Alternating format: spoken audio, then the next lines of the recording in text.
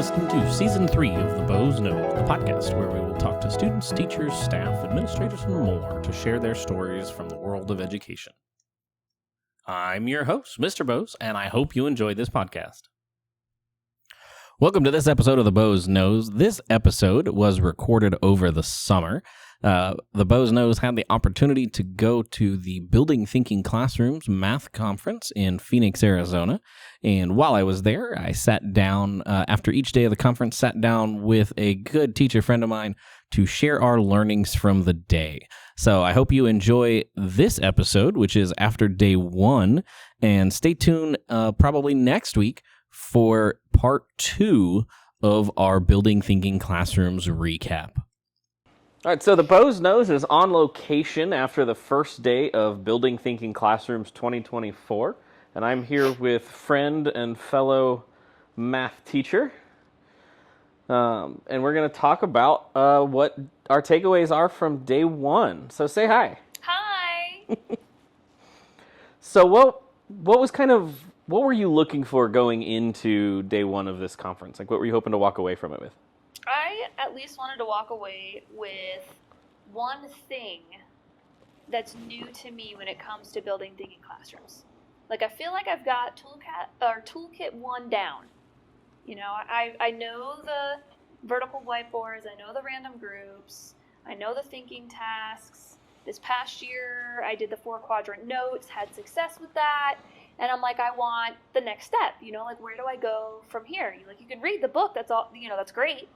But you learn more when you hear from other people's journeys and when you get to talk with other people about what they're going through. And so that's what I was hoping to get out of today, is just one new thing that's like, okay, this, when I get back in next school year, this is what my next steps are going to be.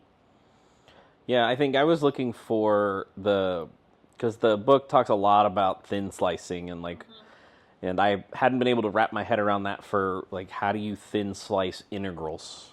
Yeah. Like, I couldn't figure out, like, okay, how does calculus look thin sliced?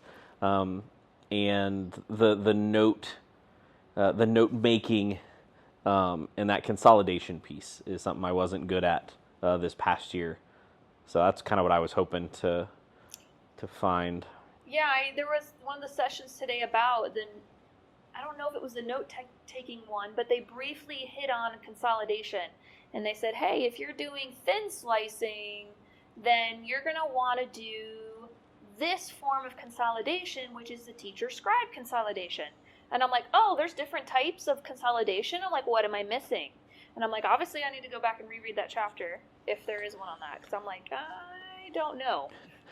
Well, and I'm unsure if that was stuff we missed in the book when we read it the first time, or if that's new research that came out that's in the new book that we both now have on our reading list. You mean the green one? Yes, the green book. So for the listeners, the Building Thinking Classrooms is now up to a 3-book compilation, not really a series, but a 3-book compilation. The original, there's an extension book, which is Building Thinking Classrooms in, I want to say in unusual. Yeah, different, I don't want to say scenarios, but when you have small class sizes, digital. Unique environments. Yes, unique environments. That's a good way to put it, because it's like small groups, digital, homeschool. Yeah. I feel like there's a couple others that they address in that. I know I looked at it for the small group for some of those modifications, because I had a really small class this past year. And then the new book is Thinking Tasks for K-5, and we got the teaser. It really wasn't that big of a teaser. Most of us knew about it, but the 9-12 book, which is supposed to be out fall of 2024, I believe. It is not. I saw today. I thought it was this year, but I saw today somewhere where it says 2025. And I'm like, one more year. Edit faster. So awesome. So our day kind of kicked off with a keynote from Peter. And you had mentioned that you had actually heard similar when you saw him at NCTM. Yeah, well, it started off very similar. And I'm like, okay, this presentation seems very familiar. But I liked how it was like almost like he was doing a quick dive. Like, let's dip our toes into chapter 1 about this practice, chapter 2 about this practice. Like, it did a really good job summarizing it. The presentation that I attended last October that started very similarly, that was more of, started the same way, but it then segued into his new research. And he talked about the 4-quadrant notes and the things that weren't in his original book that's now out in the primary K through 5. So that was nice. Yeah, it was interesting because I was talking to a teacher from here in Arizona that participated in, I guess, the co-sponsor of this event, the AML, the Arizona Math League Leaders. Maybe leaders. Whatever the L stands for, had Peter out for like a 1-day intensive in like February or like this spring. And he said it was the same talk, but it was different even in 4 months. Yeah. You know, the research is, I'm going to say evolving that quickly, but that it's ongoing. This isn't something that they're, you know, the Building Thinking Classrooms team is like, well, we're done. Research is over. People love it. We're just going to sit back and collect royalties now and sell this to people. Like, they are continuing to do research and improve, which is awesome. And it's just, I mean, just like as a teacher, you know, when we have to renew our 5-year contract, we have to turn in points from our professional development. Because even the teaching profession, just like the medical profession, it is always changing. Which reminds me, I'm going to have to do the write-up for this when I get back. Oh, you're up to renew? No, but I just collect the points so that it's not the last year, and I'm like, oh, crap, I got to get all those points. I never get around to doing that. But I always have what I need, because I just did my renewal last month, I think. So. Yeah, I think mine was last spring or something. Yeah. So I'm good for... So anyway. So is there anything from Peter's keynote this morning that, like, was new and really stood out to you? I wouldn't say nothing new, but there was a big aha, because I was talking to you about it this morning when we were listening to him and doing the random groups. You know, it's really important that it is visual, so that way students can see that it's random and that it's not you going behind the scenes and making the groupings in a certain way that you want. And so they're all about that fairness. And I knew over the years, I tried doing the cards, and I got tired of replacing them, and the kids, you know, switching so they can be with their friends, and it was just a lot to manage, and I'm like, there's got to be a better way. And so I started the last half of 2 years ago and all of this year, I did a random group generator. And so it was free to use. You can type the student's name in. You can save the roster, so you don't ever have to keep typing it in. Is it Flippity by chance? I don't think so, because that doesn't sound familiar. I don't remember what it is. But so you save your classes, and then you can put it up on the screen and click the button, and it shuffles the kids' names, and the kids can see it, and then it makes this noise, and confetti pops up, and, you know, it's a really good thing. And I especially like it because you can erase the kids' names that are absent that day, and it won't automatically save. Like, you have to type in a password to save it. So every day you can be like, oh, so-and-so's not here, let me erase it before I hit randomize. So it was really nice. It made it very easy and quick, and the kids got used to it. But just like he talked this morning, that you're going to have those kids that are going to have that reaction. They're going to see who they're partnered with, and they do. They go, oh, or they say, no, do it again, I don't want to work with, you know. And he's spot on. Like, no matter how many times you bring it back and you talk about, no, like, we are a family in here, let's keep a positive classroom culture, like, we work together. No matter how many times you try to teach the kids not to make some kind of negative noise or have any kind of negative response that could be body language, facial expression, they're going to do it. And I think it's human nature, because I think even as adults, we sometimes do that. And so it was very kind of like, aha, like, this is why it's not really, I don't want to say effective, but it's not the best way to go about the random groupings. Like, I'm going to have to put in the effort and just do the cards and just make it work. Yeah, and I think that's kind of speaks to the ever-evolving nature of the research, and that Peter is still involved with it, and his team is still involved with it. Because, like, the original research is random groups are best. So, teachers, everybody took random, visibly random groups to mean whatever met that criteria of visibly random. And then the further evidence of, like, that grouping. And I think, for me, it really connected to the idea that the random groups are important because when you do ability groups, like what they teach in a lot of teacher prep programs, the kids know exactly why they're there. When you're trying to mix up the groups, the kid knows, oh, I'm the smart kid in this group. Or the weak kid knows, well, I'm the dumb one in this group. Like, they know why they're in the groups together. And, like, it's even worse when you're like, all the smart kids are in that group. Oh, no, I'm not going to get any work done today because I don't have a smart kid with me. Like, yeah. Or even when you have those kids that are really good friends and they like to talk a lot and get off task, same thing, whether it be academic perspective or behavior perspective. Yeah, and I was hoping I wrote down his quote, but I didn't. But he talked about that this morning, and as we're talking about it, that is coming back and now it's gone. Hey, at least you got your notes.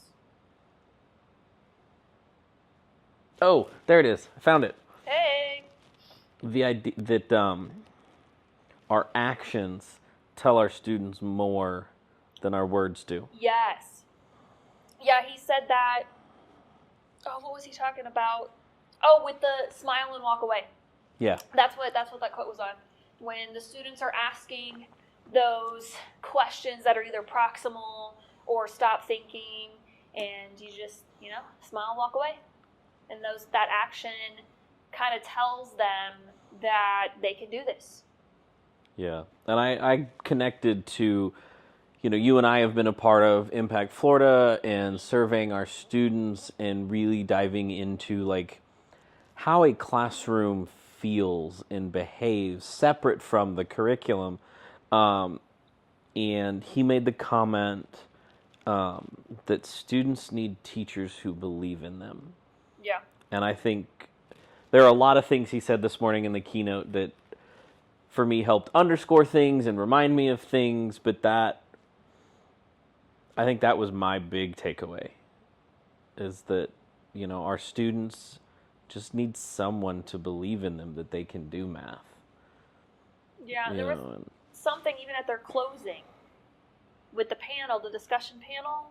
I wrote the quote down about, it has something to do with trusting and trying. Like that one, he talked about that one student who was had a very negative opinion about math and themselves. I trust that you can try, or yes, something like that. Yeah, something like that. That's what that reminds me of. Yeah.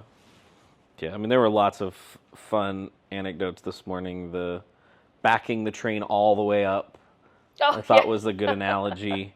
So I guess we should explain that a little bit. The idea is so the expression is low floor, high ceiling. So the idea that you go all the way back and get all of your students on board, and then you go fast. You don't go and leave the kids, and then you're trying to get them to catch up because you left 3 kids at the station. And it reminds me of when we do lesson plans, that they're it's not just horizontal planning, where you're looking at how your benchmarks or your standards build onto each other throughout the year of that course, but also the vertical planning of what did the students, what benchmarks from previous grade levels build onto where you are now, and where you are now, what is that going to lead them up to in the future? And so that's kind of what got my brain thinking, is we should be using the I think they call it the vertical shift, and use that in our favor to see, okay, well, how far back do we, need to take that train. Where Yeah. did they come from in previous grade levels? Let's start there. Well, and I think something that it doesn't come across until you really read, at least for me, till you really read the book and maybe even listen to some of the podcasts about building thinking classrooms, is that you kind of have to break the idea of like, okay, if there's holes, I've got to go all the way back. Yeah. You just have to go back to what they need for that day so that every student can start. Yeah. They don't have to know everything for that day, but they just you need to go back far enough that they will start thinking.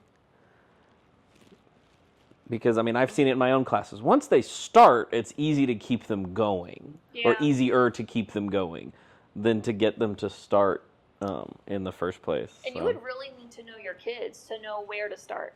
So it makes me wonder if, like a lot of curriculums come with not only end of topic assessments, but like pre-topic, like what do you know before we even start learning about it?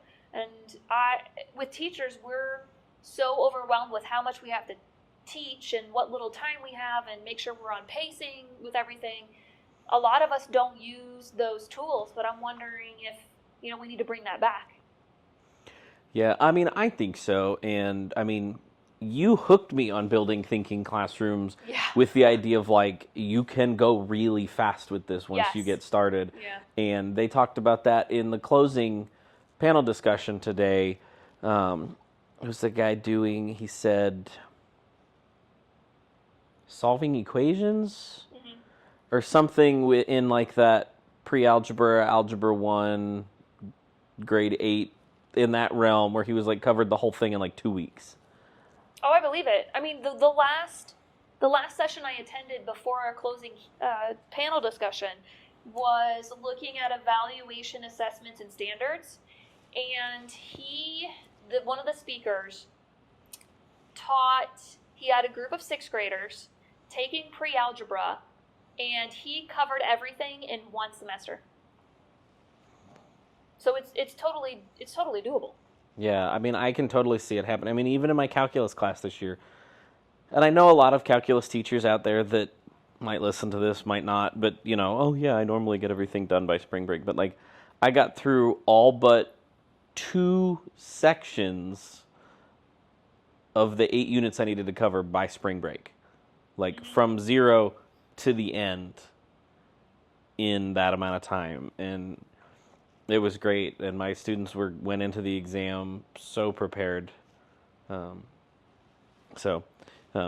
Listeners, we're recording this a week before I know what the results are, but you're listening to this a month after I know what the results are, so there may be a voiceover for this with some additional information.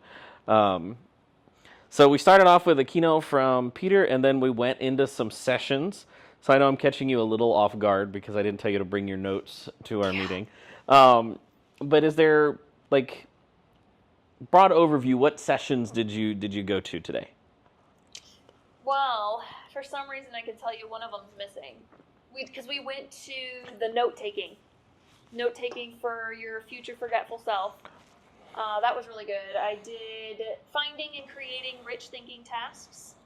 That's where, you and I at dinner talked about the number line and how you can do, it's almost like manipulatives, because it's hands-on. Like you could, even though you're standing at these vertical whiteboards, you could still use the hands-on tools with it, which I thought was really good. Yeah, there was a teacher at one of the sessions I was at that was talking about how she has a desk like behind where her whiteboards are, her vertical whiteboards, like not at the wall where the whiteboards are, but spaced away so the students can get in there to work. But if they need to turn around and work with manipulatives, there's still a space close by for them to be able to do that with. That's smart. Yeah, I didn't have that in my classroom this past year. Like if I wanted them to use manipulatives, then we were doing some kind of at-desk activity that day. Maybe go to the whiteboard for a problem or two, but it was never use manipulatives while at the whiteboard. So it's just kind of like food for thought. Then I ended the day after lunch with cultivating a positive classroom community. So that's where I sent you that email about the restorative circles.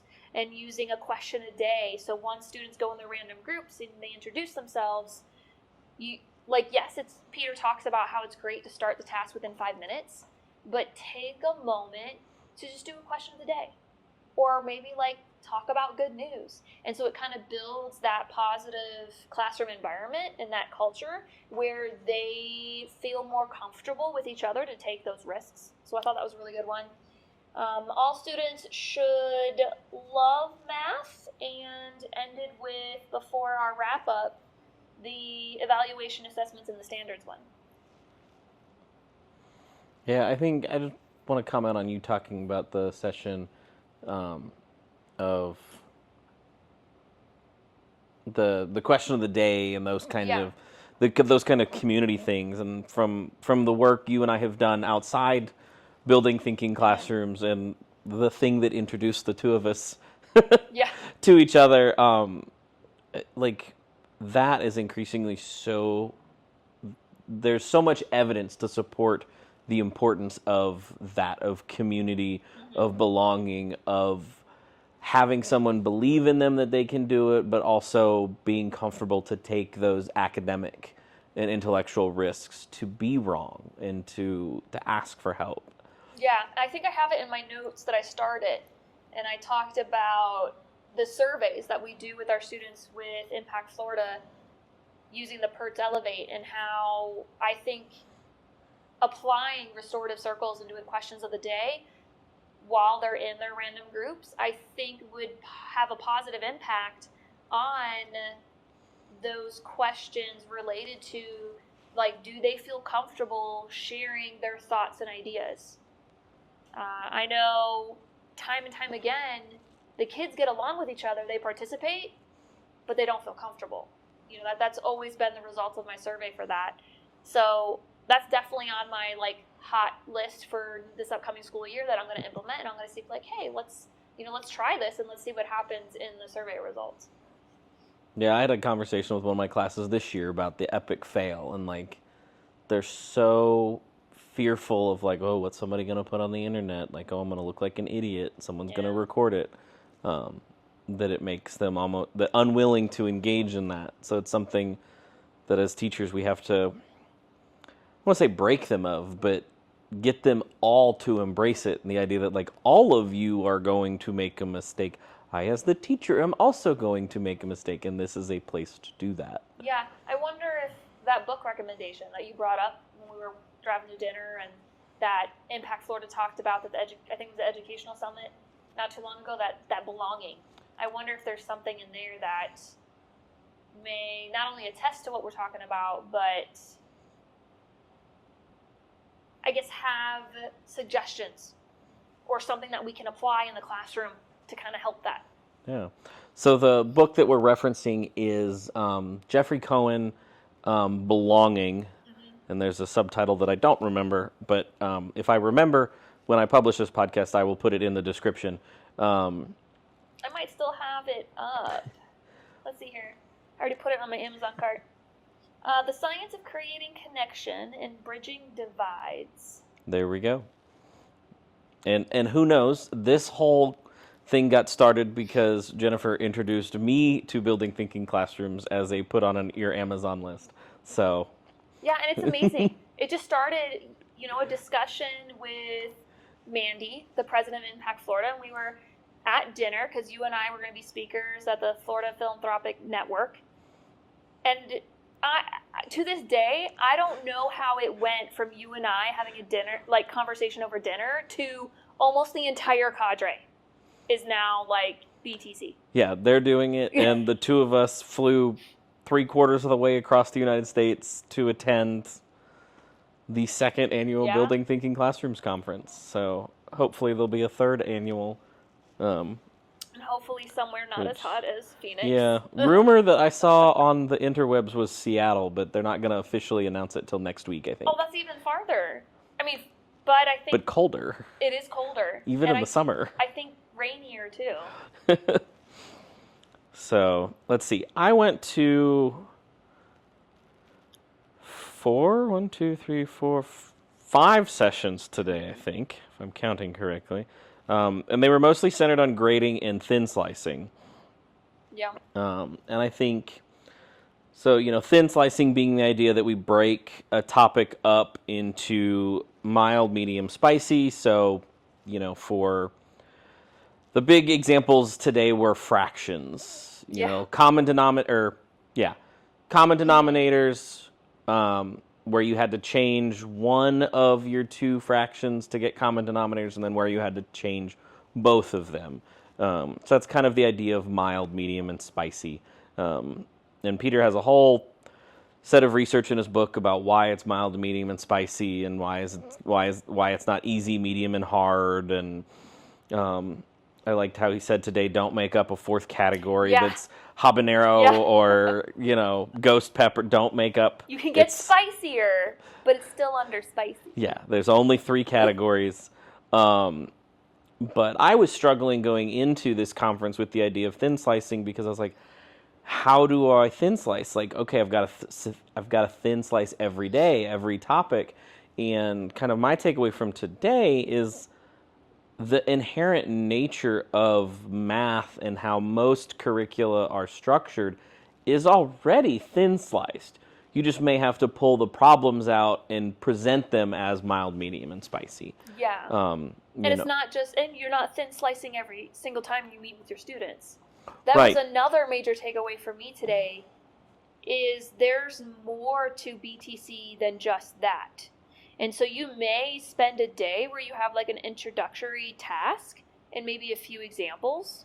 And then maybe the second or third day, then you go into the thin slicing and you do more of that.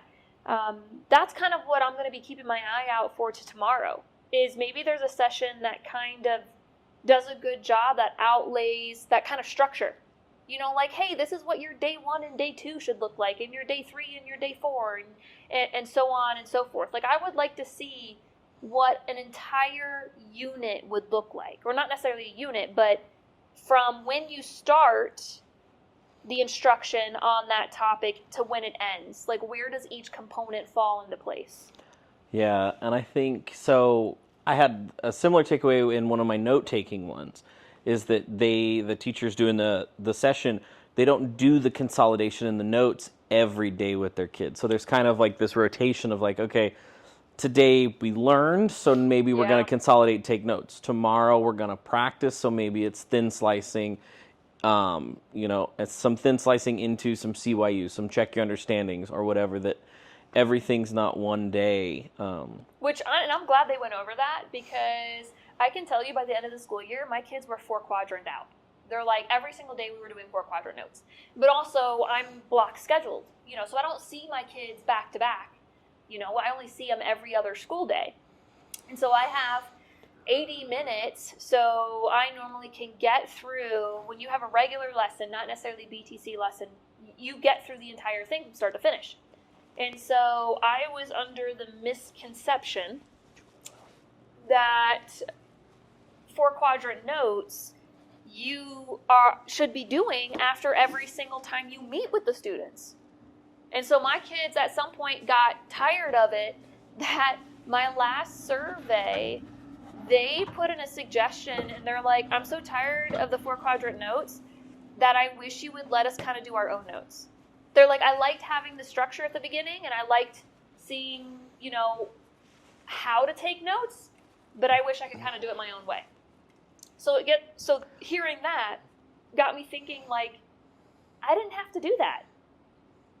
Well, and that was something they talked about in, I don't know if it was the session you and I attended or one of the other ones with the note-taking, or if it was the other teachers I was talking to, that they make, so the other new thing is doing the notes at the boards. Yeah. That was the new thing coming from the research. But the teachers were saying, like, they gave the kids the 4 quadrants to start with, but then as the year went on, they let them do that. They gave them the freedom of like, well, if you don't want to do 4 quadrants and just want to label it 1, 2, 3, 4 or whatever, let the students do that. And I think that's important, because that's, kind of part of what we're teaching students, especially in an Algebra 1, Geometry, Algebra 2, or a 7th grade accelerated. Like, we're getting them ready for those college level courses where they need to take notes and they need to know what works for them.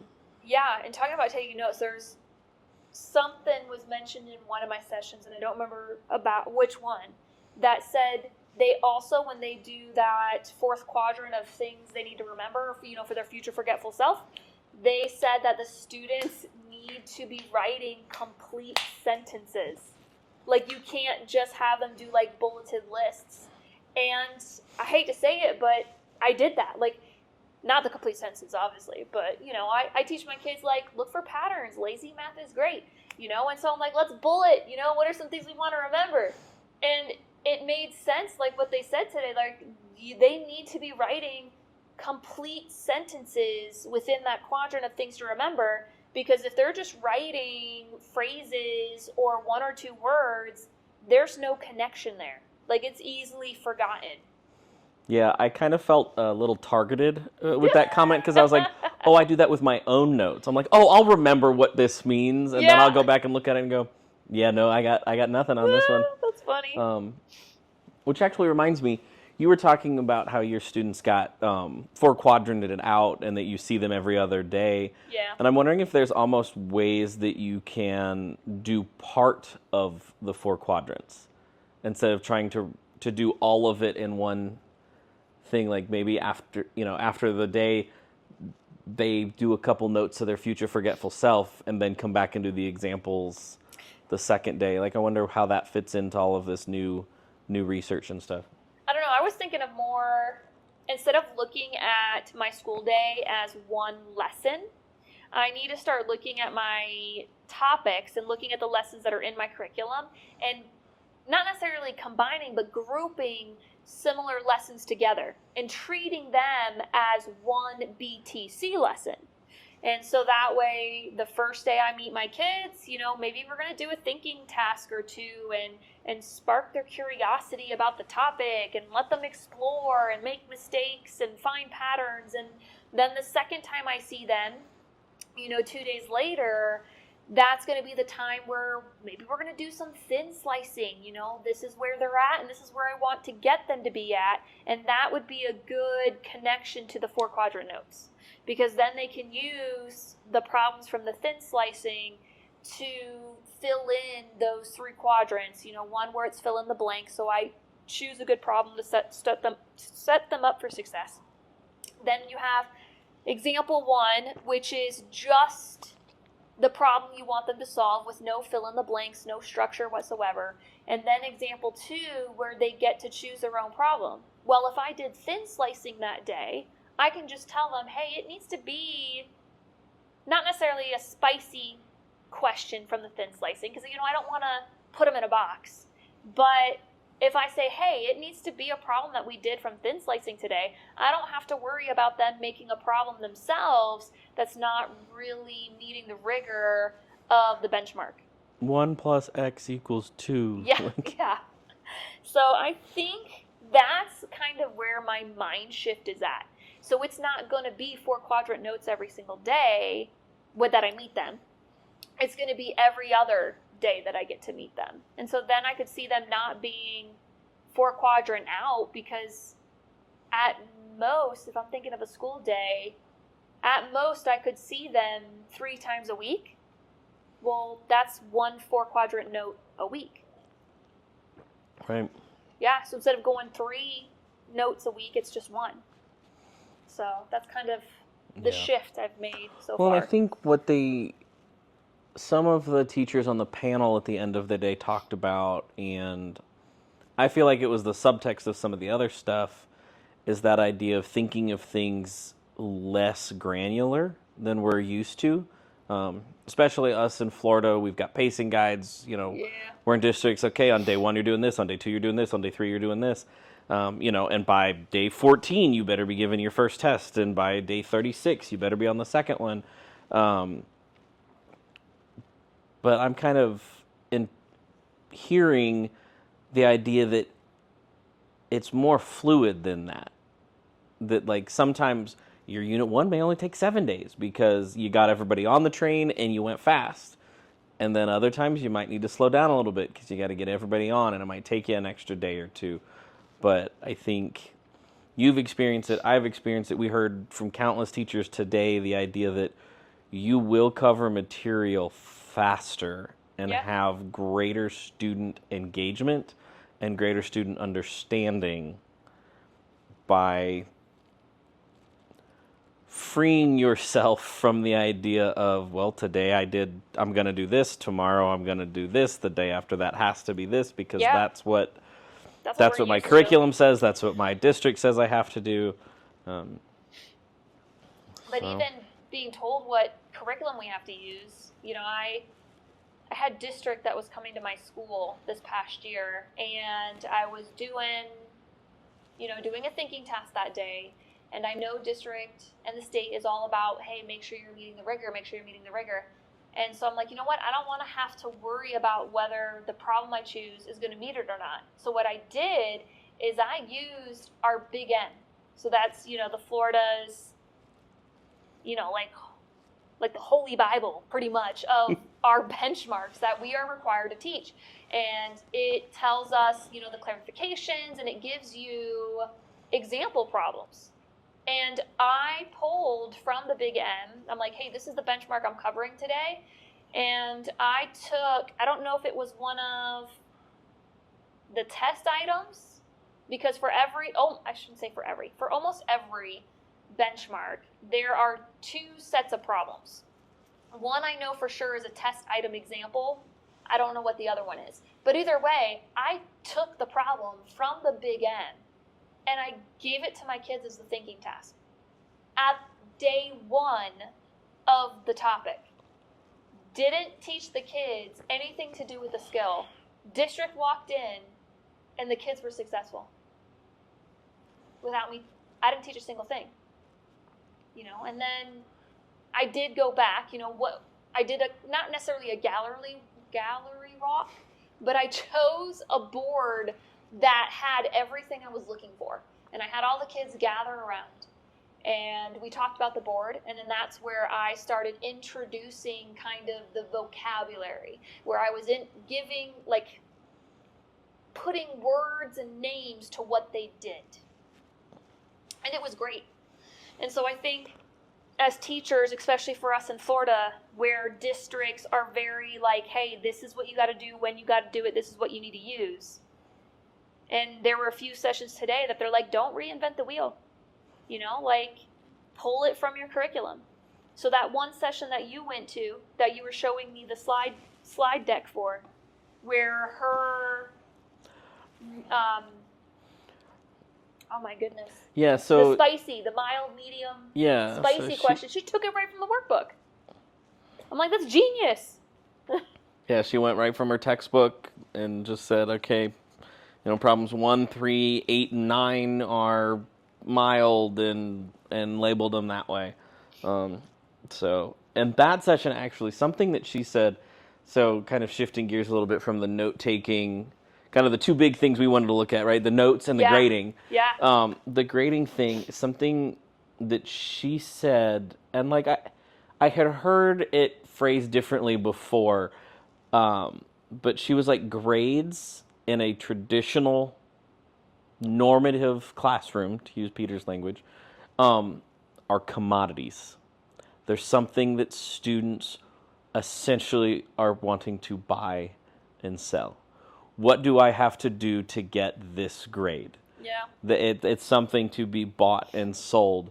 And so, Peter's research to me goes, it's essentially standards-based grading, but goes a little bit further in that it takes the grade idea off the table altogether. Yeah, which I thought was fascinating, because before I even learned about BTC, I think this was my first year of middle school, so we're talking 5 years ago.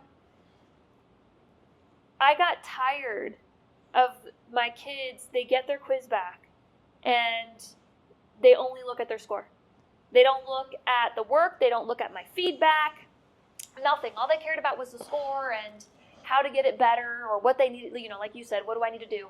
And so that first year of me teaching middle school, I stopped putting scores on their tests. I would not write a single score. I would tell them whether it's right or wrong and give them my written feedback, but I never put a score on their paper. So if they ask me, well, what did I get? I'd be like, well, you have access to the grade book. Go look it up. I was like, I'm not going to tell you because I didn't want the focus to be on the grade. I wanted the focus to be on this is where you're at now and look at the feedback to help you get to where you need to be or what your next steps are. So it's just, I don't know, it just was fascinating that's part of the building thinking classrooms. It's not about the grade. Yeah, and like the session I went to where she still did grades using quizzes and the more normal when people think of classrooms and assessments, like, okay, give a quiz, give a test, whatever. But she does along the lines of the standards-based grading where she breaks it down by the different subtopics of what the students need to learn. And then her connection to building thinking classrooms was essentially the different language that we're not going to talk about. Oh, it's a 95, an 85. It's all I can think of is a passing acquaintance with the material. Hey, that's okay. Someone at an earlier session today said, oh, it's like you're a penguin, a panda, and she said some other animal. So that was actually, it might have been out of Peter's session. It was, yeah. So, because I attended Peter's session on grading, and he did that. It was hamster. Oh, yeah. It wasn't penguin. It was hamster. I know panda for sure. Panda was the top. Rabbit. Hamster, or no, he called it bunny. Yeah. Hamster, bunny, panda. And the reason he said he does that, and it totally makes sense, is especially in rooms of teachers, it separates. It's so farcical to think of, well, as a student of a bunny or a panda, that it completely separates it from the idea of a grade, and it changes the paradigm. Because his research is all about, like, because he talked about triangulating, he called it the evidence triangle, where you've got observation, product, and conversation. And the idea of, like, we all have in our classrooms those students that were like, oh yeah, they really know it. And then they take the test, and you're like, yep, they got a good grade, right? So that's the observation and the product.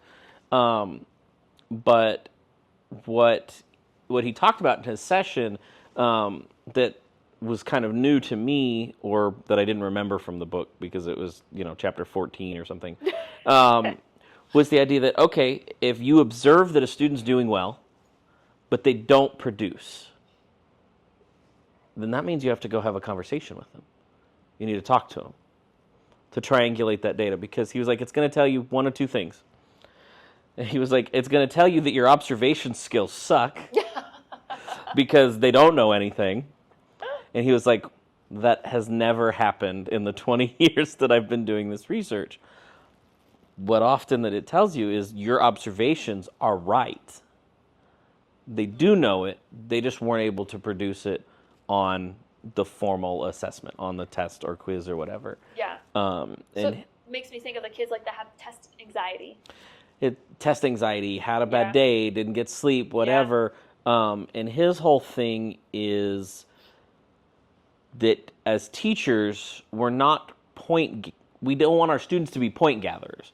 We're not awarding points that the students are collecting like coins in a video game. The idea is that we are data collectors.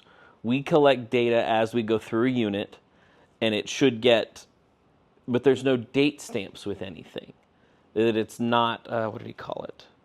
It's not event-based. It's based on the observations.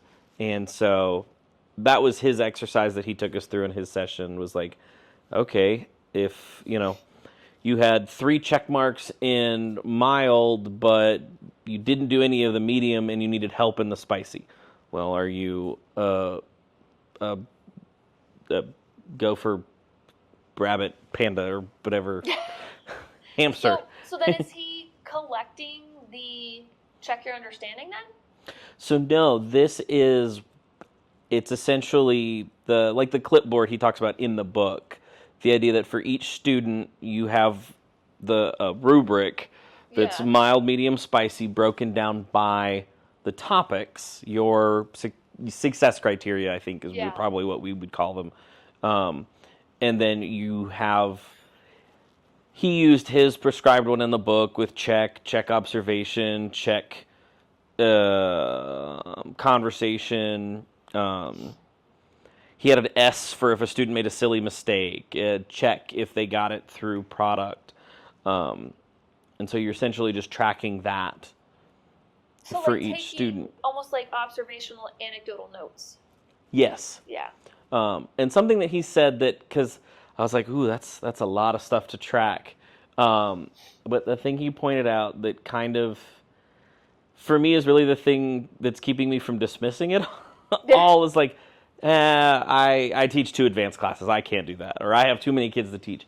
Is the idea that, well, now when that kid comes in and says, well, I have a C, what can I do to get the B? Right now, I would look at my grade book and be like, well, you got this 12 on this test. I guess do more practice, study more. But with the method that Peter has proposed, and a lot of the other teachers, have adopted varying degrees of, is, well, now you can tell that student, oh, well, you missed 1.2. Go back and review that. Yeah, so it's the standard, very specific grading. And then his other point was, well, now when Johnny's dad calls you, or you've got a parent-teacher conference, you have this whole rubric. You can go in and you can say, well, on this test they didn't answer any of these, but he was able to answer my questions in class. So you've got a lot of information to go. It's anecdotal because it's observational data, but it's written down. Yeah. So it's, something you can really use, I think. Yeah. Okay. All right, we're back. So yeah, that was kind of Peter's session.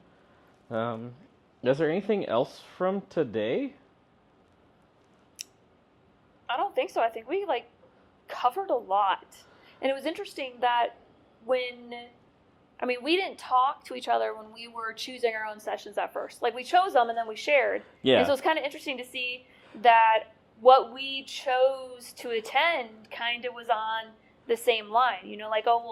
What is this note taking, and what about the thin slicing, and what about the grading? And as I'm sitting here reflecting on my schedule for tomorrow, it's the similar, I don't want to say same sessions, but it's along the same line. So tomorrow I'm looking at, there's a session that I'm really interested in just on consolidation.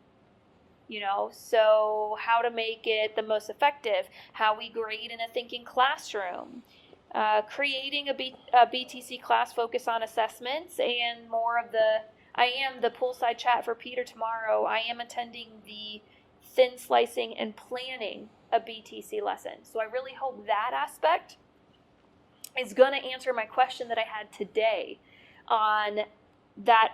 How does everything fit in? Yeah, you'll definitely have to let me know for sure. Yeah, well, you started talking about what you're looking forward to tomorrow.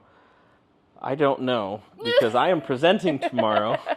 So I don't know if I'm going to learn anything in the 9:15 to 10 o'clock slot, because I have to present at 10:15. But I feel like I have to drink from the fire hose while I'm here.